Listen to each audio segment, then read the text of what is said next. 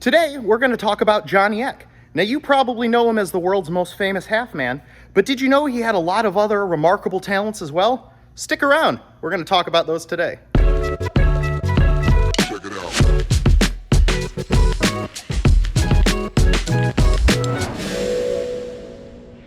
Hey everybody, it's Curtis again, the exhibits buyer for Ripley's Believe It or Not, and today I'd like to talk to you about a classic Ripley's figure and the most remarkable man, or who Ripley called the most remarkable man who ever lived, Johnny Eck. So Johnny Eck, for those of you who are familiar with Robert Ripley and Ripley's Believe It or Not, it is a pretty classic Ripley's figure. He's featured in our auditoriums around the world, but most people know him as the half man, and that's kind of where it ends. Today I'd like to talk to you about some of the other stuff that Johnny Eck did, because he was far much more than just a half man. He was an entertainer of all trades, an artist of all trades, and just a really remarkable human being. So we do have some really cool footage of Johnny Eck that I'd like to show you when I kind of tell you a little bit of the history. So it's old projector stuff, but you're going to love it. We're going to cut to that now, and I'm going to make my kind of fun projector noises.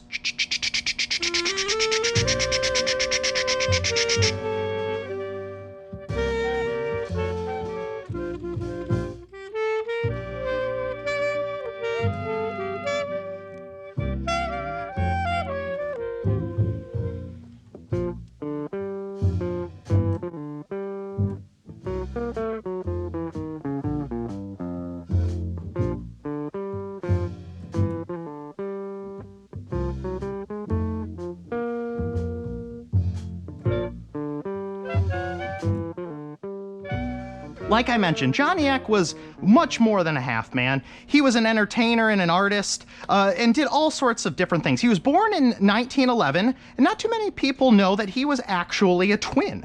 So he had a fraternal twin named Robert, and Robert actually became not only an integral part of Johnny Eck's magic act, but a particular illusion that he did that I really want to talk about. Now, a little side note, I used to do magic, and I have a personal interest in this as well, and this makes this story that much cooler than to me. So Johnny Eck also did magic, and these are a few of his magic props, but I'd really like to start off with his most famous illusion, and that is the sawed-in-half trick. So he would perform this with his brother Robert, and I'm going to kind of tell you how it was performed. Robert would be sitting in the audience and would be brought up by the magician as a volunteer to be sawn in half.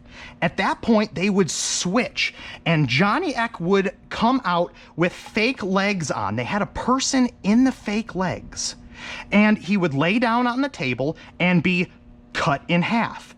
Now, at this point, Eck could get up and run around as the half man. So you can imagine how terrifying this would have been for audiences, especially back in the day. The guy that was sitting next to you 5 minutes ago who had come to pay the show goes up there, gets sawed in half, and then his torso runs to one side of the stage and the legs run to the other side of the stage, and then the act would conclude with them switching back. Robert would come running out and claim that he was going to sue the magician, and that would be the end of the trick. But you can imagine how well this played to audiences, especially people who didn't know that Johnny Eck was a half man, didn't know that he had a twin brother named Robert. It's unbelievable. Now, Johnny Eck, a common misconception about him was that he had absolutely no legs. This is not true. Johnny Eck did have legs. His legs were actually deformed, and he did have feet as well. They were much smaller, but they were there, and they were basically tucked up in his costume. And he never really wanted legs anyway, to be completely honest. He was asked all the time, do you want legs? And his most common response was, well, why would I? I'd have to press my pants then. And he didn't really have to press his pants, and that was kind of his ongoing joke. Now, I'm going to get back to some of these magic things because, like I said, he was most famously known for his sawed-in-half trick, but he also did other magic and some other things as well that I want to talk about before I jump into these props. These are a couple of paintings by Johnny Eck. Now, so like I said, he was kind of an artist of all traits as well. Now, Eck had this weird habit of painting on strange media. This is a screen, so you can kind of get an idea here as you can see it. It's obviously see-through, but he had some artistic talent as well. This is a snowman here, and then over here, he liked holiday paintings. He's originally from Baltimore, so he was kind of a full Four Seasons type of guy and everything, including his signature down here. But this is another one of his famous paintings on screen. Now let's jump back into magic, because I know that's what everybody really wants to see. In addition to the sawn in half trick, these are just some other props. This is a rasping hand, his thumb cuffs, finger slice. I'm going to talk about this one in more detail because I love this trick. This particular box would have been done, you put something inside of it, stick all the different swords and knives into it. It could have been a rabbit, a small animal, something like that. Of course, nothing is ever hurt. And then you would pull them all out and everything would be just fine. The animal would be unharmed. This is a dove production unit. You would hide a dove inside of here and it would pop up at the right time. But the two that I really want to focus on is this piece here and this piece here. Now I'm going to get you a close-up of this because I think this is my personal favorite out of all the props. This is actually a trick where you eat razor blades. Imagine that. And you can also imagine how well this would have gone over in the Sideshow kind of era as well. So basically what would happen is you'd put your razor blades either in these little tiny clips, or they may have even been put here inside of this little tiny cup. And basically one by one, Johnny Eck would reach out and take a razor blade and eat it. He'd pop it in his mouth and eat it. Depends on the magician, but you can do, 3, 5, 6, 12 razor blades. It just depends. And then you take the thread, crumple it up, take a piece of thread, crumple it up into a little ball, eat the thread, and then when you pull the thread out, all of your razor blades are now linked with the thread, and you would pull them all out and they would be tied individually, and then you could display them on there. So the trick was swallow a bunch of razor blades, swallow some thread, and everything would get tied together in his mouth. Incredible trick. Now this is another trick. Now this is more of a tool, and it's very difficult for me to tell exactly how some of these magic props were performed because there was no video of Johnny Eck doing a lot of these performances. So it's best best guess and things based off of what I know about these tools and tricks themselves. So this particular one is called a spirit slate, and at first glance it looks just like an empty chalkboard, and this was kind of so you'd show it to the audience real quick. Obviously there's a little something here. I'll get to that because that's the gimmick, but if you put your thumb over that, it looks like a normal chalkboard. Boom, boom, you'd show the audience, nothing the matter with it.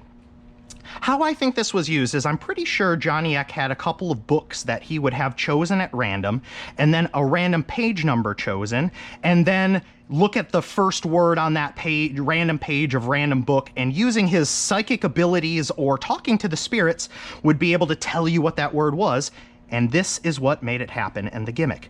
At first glance it looks blank, but all you have to do is slide this over with your thumb, and you now have what I believe are some book titles, the page numbers, and then the first word on that page. So using his psychic abilities, he would be able to tell you how what that word was by communicating with the spirit world or something like this. Now I'm going to show you a little bit of close-up of this because I think this is a pretty neat piece, and I'm going to show you how it works. But you can see, even up close, it is very difficult to tell that there is anything gimmicked with this.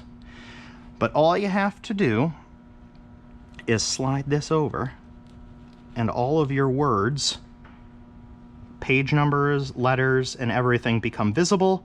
You do your spiel about talking with the afterlife or using your psychic abilities, name off the word, and lo and behold, there is no way you could have possibly had any help because this slate is blank. Now these are just a few things of Johnny Eck that we have in our collection. As you can tell, he was much more than just the half man, a remarkable entertainer and artist all around. But I hope this gives you a good idea of some of the other things that Johnny Eck did in his amazing career and his throughout his entire life.